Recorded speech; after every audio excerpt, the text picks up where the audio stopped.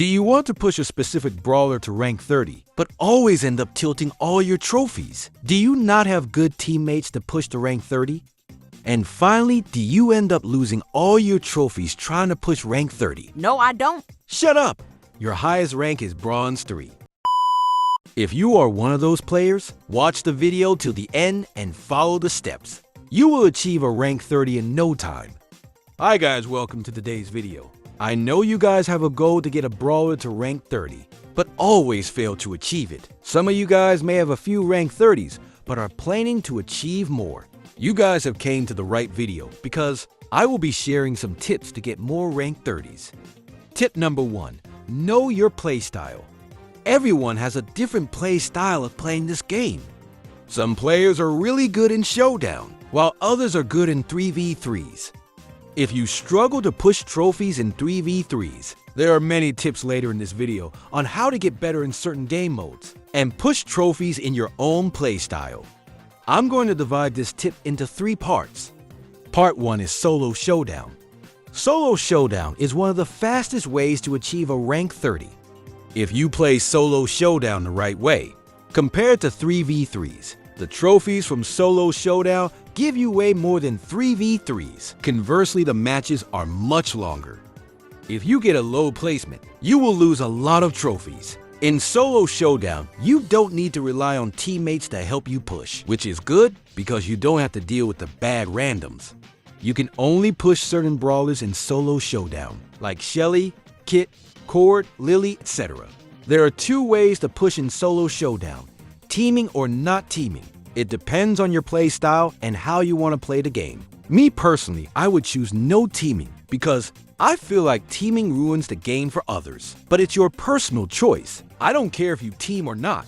Some good teaming brawlers are Meg, Frank, and Primo.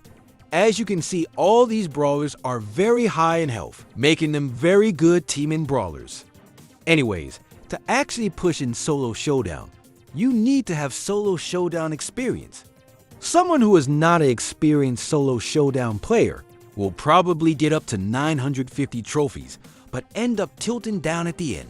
This happens for lots of reasons. One of the biggest reasons is that they get nervous playing at high trophies. One of the most painful things is when you are one game away from that desired rank 30, but then lose your rank up match and tilt your trophies all the way down. But you don't have to worry about this because I'll be giving tips on how to avoid tilting all your trophies later in this video. Part 2, Duo Showdown. In my opinion, Duo Showdown is not the best way to push a rank 30. There are a lot of win traders and teamers in Duo Showdown. When you get near 1,000 trophies, you tend to see a lot more win traders in Duo Showdown. I personally wouldn't recommend pushing a rank 30 in Duo Showdown, but instead, I recommend you go for a different approach like 3v3s or Solo Showdown. Part 3, 3v3s. 3v3s might be the easiest ways to push a rank 30. If you have good teammates and a strong comp. Without a strong team, it makes pushing rank 30 much harder. But don't worry, I will also give tips on this later in the video, so make sure to watch till the end.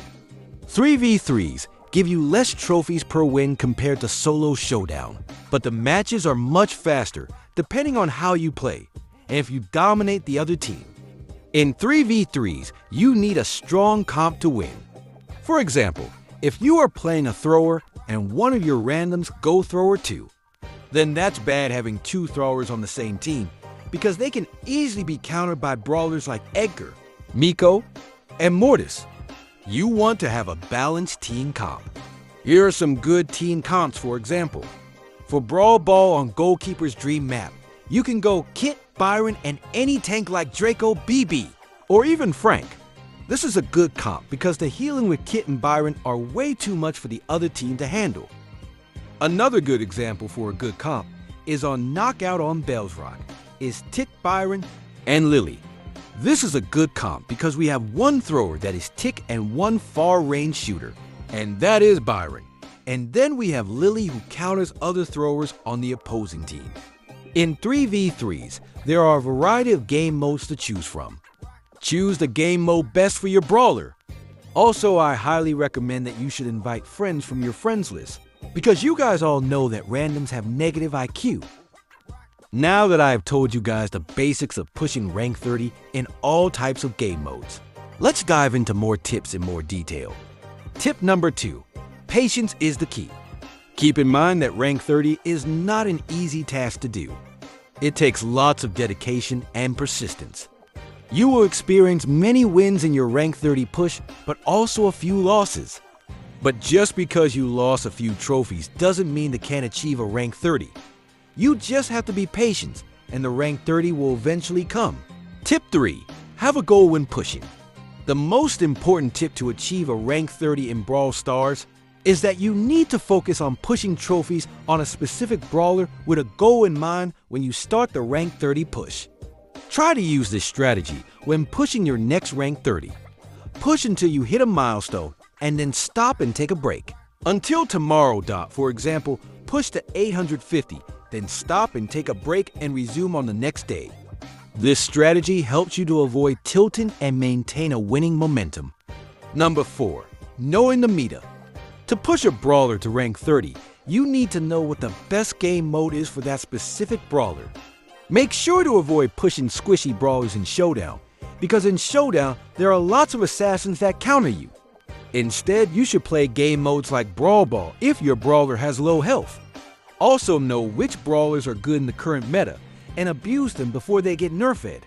Some broken brawlers right now to push and get a free rank 30 are Meg, Gale, and Frank. Tip 5, game strategies for Solo Showdown.